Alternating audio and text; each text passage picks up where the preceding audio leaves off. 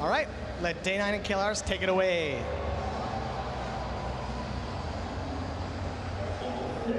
Welcome back to the casting desk here for the Intel Extreme Masters Gamescom. I'm Kyle Laris. And I'm Day 9, and I am delighted at the fact that we're watching two Zerg vs. Zerg specialists go up against one another, especially NesTea, who was over 90% win rate in Zerg vs. Zerg for over a year. Yeah, that got a bit ridiculous, and famously losing one of the his first broadcast ever to Dimaga, I believe, actually. That's correct. Yeah, I still remember watching that huge stream of Roach Hydra barrel down on NesTea's front on one of the biggest maps ever. Terminus, excuse me. Terminal is actually the name of a hotel. So, yes, that's very true. No big deal. So, in this match, it's going to be on Daybreak, which is kind of an interesting first choice of maps, just due to the fact that the huge distances in Zerg vs. Zerg make it even hard for Zergling aggression to come up as strongly as it would on other maps.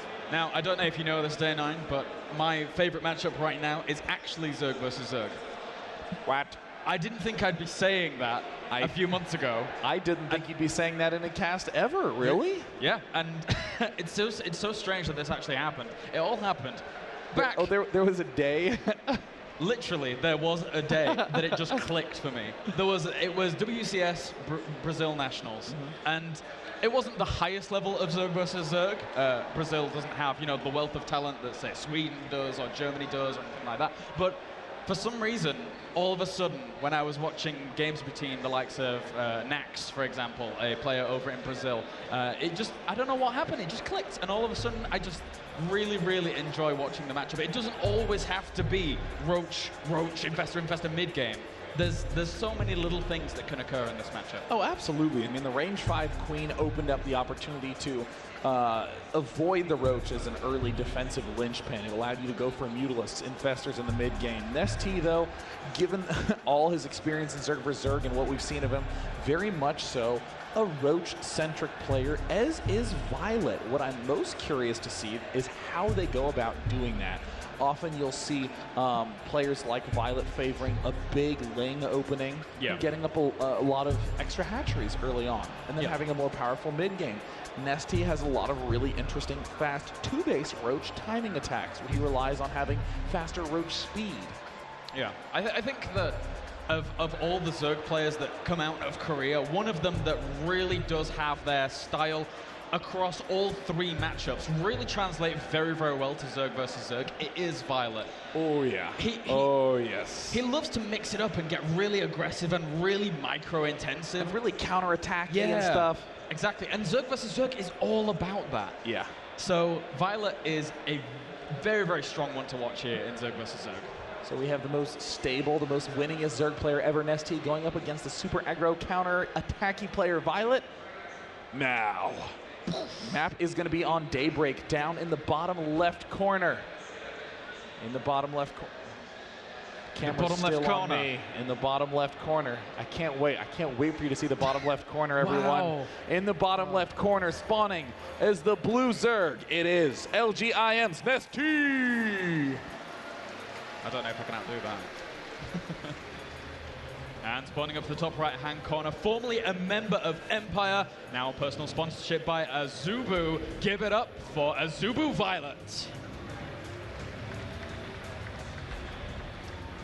Awesome stuff. Now, ZVZ, Daybreak, one of the big characteristics of ZVZ on this map, especially when you watch people like NesTea play and TSL Hyun play, 2 very, very strong Zergs who very, very often go up against one another in, say, weekly cups in the European scene, for example, because TSL Hyun signs up to every cup in existence.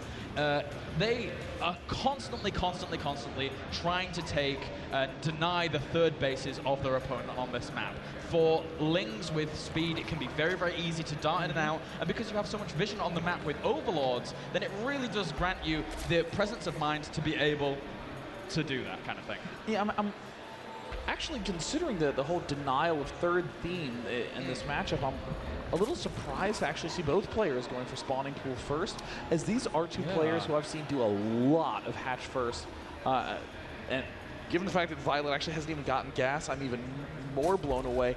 NesTea will certainly be doing this sort of delayed speed build, where you get speed at a kind of early pace, but it won't really interrupt your option to early expand, as we see both players doing literally at the exact same time. The only lead that viOLet has right now is in the drone count. But in viOLet's position, I mean, with no gas, he doesn't have the speed to apply pressure. Yeah. He doesn't have the early hatch for the extra larva. What's the edge that viOLet needs to go for in this spot?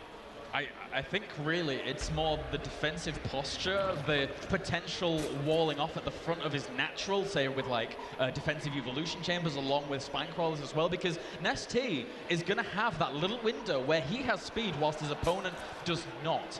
So viOLet is going to have to be very defensively minded here, otherwise he's going to get a little bit punished, I think. Yeah, viOLet's now getting up the gas. I think viOLet and many Zergs in this position, when they open up with the pool, then hatch, then gas as the last of those three, open with a Baneling Nest before speed and never really intend on doing tons of speed Zergling antics at the start of the game. One edge viOLet is also gaining is that he has an earlier second queen and plenty of money left over in the bank. NesTea hasn't even started the second queen yet, just devoting everything to getting up those extra Zerglings, getting up the extra hatch. And for now, he will be able to just transfer 1 or 2 drones down to this natural. Both players here just macroing up a little bit, but actually NesTea stockpiling quite a few Zerglings here. And again, he is going to have around a 70-second in-game time window with this speed to be able to punish. So viOLet is spreading the creep in the front of his main. I'm hoping, there we go, there's a spine crawler going down. I really would like to see some extra evolution chambers actually at the front here to be able to wall things off. But there we go. Also, there's the Baneling Nest to be able to try and deal with this. viOLet is in a world of trouble. The game might be done right now. He went for speed before he went for the Baneling Nest. So right now we see viOLet desperately trying to get up anything he can. He's starting to puke with those queens. He's starting to build another spine crawler at the ramp. He is going to be forced to do a block. He's going to be forced to even leave that energy up to make sure he can transfuse. But no, already all the Zerglings swarm up to the front. The spine crawler will be taken down before it even has had the opportunity to get up. But the hold position drones, an excellent maneuver right now from viOLet. He's staying alive as best he can. The Baneling Nest is coming up, but viOLet, his front has been broken. He's trying to pull back with the queens. More drones trying to do this hold position micro up at the front, but NesTea knows exactly what he needs to get done. Yeah, very true. Those Banelings morphing in the back here. It's a ticking time bomb right now. These Zerglings, they need to do the damage, and they do. The Baneling's gonna pop. Do kill a few Zerglings there, but NesTea pulling back in quick fashion, and we'll be able to still nibble away.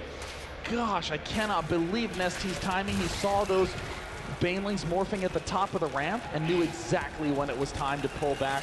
And in the midst of all of this, NesTea has gotten himself a very nice worker lead. 25, now 28. More workers just pouring out of the base for NesTea. Yeah, losing those drones was a big deal, but losing those two queens whilst your opponent has 2 queens out on the field. Oh, actually, does he only have the 1 queen?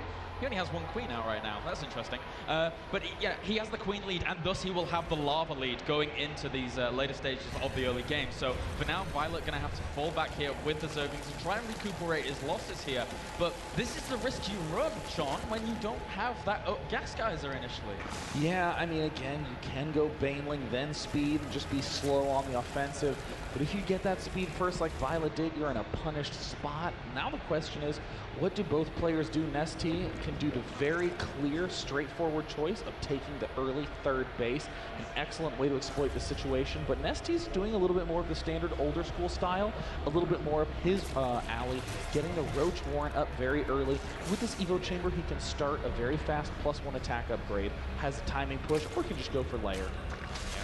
Do. Now, I mean, viOLet in this matchup internationally has a win percentage of around 63%. So he's very, very strong in the matchup, but NesTea is a master of this matchup. He really knows how to punish an opponent, and he really knows the angles of an opponent like viOLet here. And that really did show in the opening build order. Again, as you rightly pointed out, I was surprised neither player opened hatch first. It's a very, very common build to go for on Daybreak, but, you know, I mean, it worked for NesTea, not so much for viOLet, as NesTea now very comfortable to take this 3rd base. Don't think viOLet's going to be able to put on too much pressure here. Yeah, viOLet is doing, I think, the only thing he can do, which is to go for an extremely fast layer. NesTea's relying a little bit more on your classic defense, good positioning, better basic upgrades for roaches, and of course, building the roaches earlier on. viOLet is setting himself up for an Infestor or a Spire play. Both are equally likely at this point in time. Knowing viOLet, he'll probably value the Spire tech, but going for the Infestation Pit and then a straight expand, pretty straightforward way to deal with any sort of roach push, but still viOLet is kind of struggling to establish his foothold on the map. Yeah, it's true. And viOLet actually, you know, trying to secure that third base without actually clearing out any potential Zerglings that were there. Zerglings actually coming along once again. NesTea is doing a really, really good job of delaying this third base. Yeah. With the Banelings there now, he can't really continue to nibble away at it, so he's going to have to fall back for now. But technically, if he had his own Banelings, he could continue that aggression.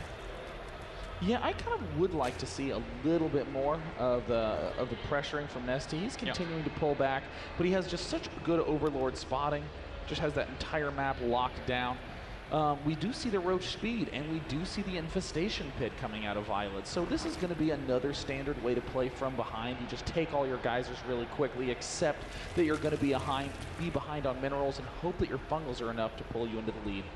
Yep, so for now we have +1 range weapons going down for both players. Pathogen Gland's on the way actually for viOLet here, as he already has his layer on the way. But interestingly enough, NesTea going for a Hydralisk's Den to kick things off into this mid-game. And, you know, Roach Hydra can be very, very powerful if your opponent isn't able to land those all-important fungals, or even more so land those Baneling connections on Hydralisks, as long as they have the nice Roach support. Yeah, I actually think that this is NesTea's way of saying, I have more minerals, I will push my edge. You don't even see NesTea going, oh my god, and you've got to catch up in gas. I'm taking these two geysers. He is just letting viOLet get that lead in the Infestors. And really for every Infestor that viOLet builds, that's 6 roaches that he can't build. So NesTea will be able to do a huge timing with Roach Hydra. He must do a Roach timing. And god, every single time NesTea pokes up to this expansion, he picks off a Baneling for 1 lane.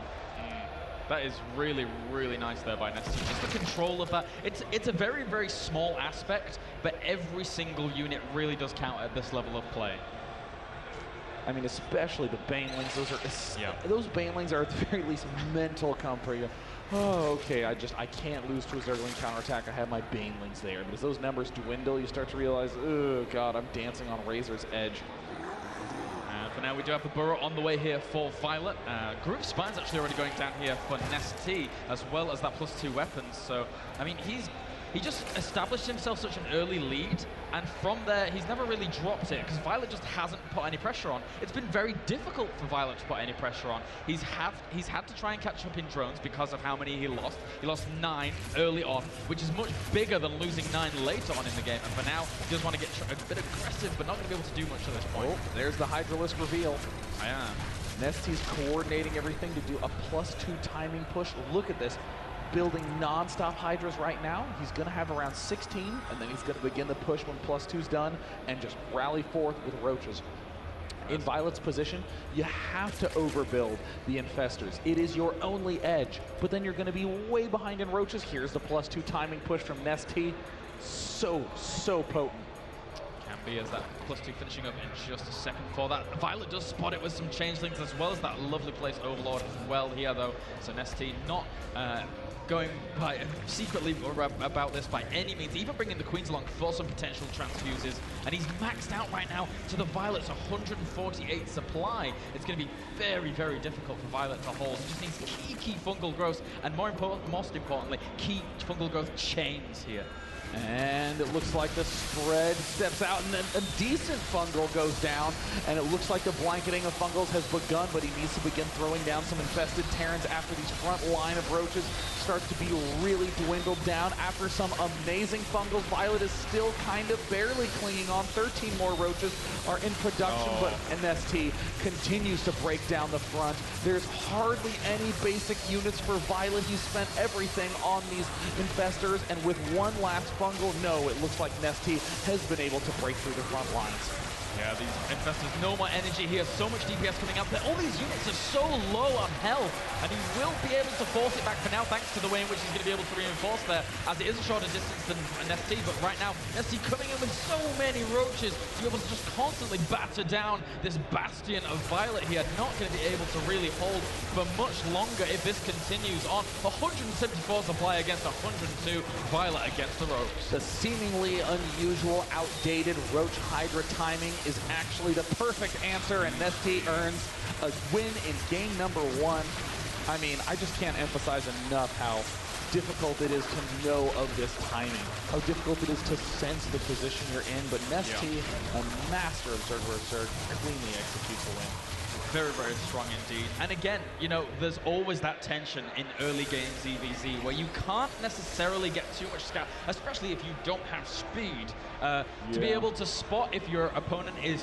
Where are they spending lava? Are they spending it just as you are, getting a lot of drones out? Or are they stockpiling Zerglings in their main where you aren't able to really get that good scout off? And that can be absolutely brutal and pay massive dividends for that stocking up player. I mean, that's really the reason you get the Baneling nest up. It's scouting insurance. Sure, you could get a couple Zerglings in there and check, but you could always be moving them around. But if you just get 4 to 6 Banelings, you know you don't have to worry about mass speedling run-bys as much. All you have to do is have good Overlord placement, survive with the 6 Banelings, and then be building as he's restockpiling those lings, and then you're fine. But without the Baneling nest, we saw viOLet fall behind, and NesTea knew exactly how to exploit that fall behind by going Roach Hydra. There's a little bit of a smirk on NesTea's face. He's up 1-0 in his best matchup, and the next map is going to be Ohana.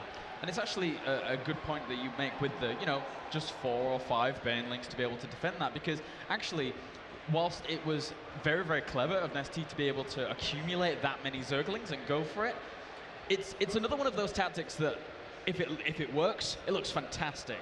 But if it gets shut down by like 2 or 3 Banelings, it looks silly. And you've wasted so much lava on that kind of maneuver, and you just kind of fall behind from drones from there on. So it's kind of hit and miss, but again, it's a NesTea. If he makes that many Zerglings and he sees the Baneling threat looming, he's not going to just waste them there and then. He will be able to pull back. Yeah, NesTea knows how to maneuver around that situation very, very well, despite the fact that it's a little bit of a tricky one. Going into the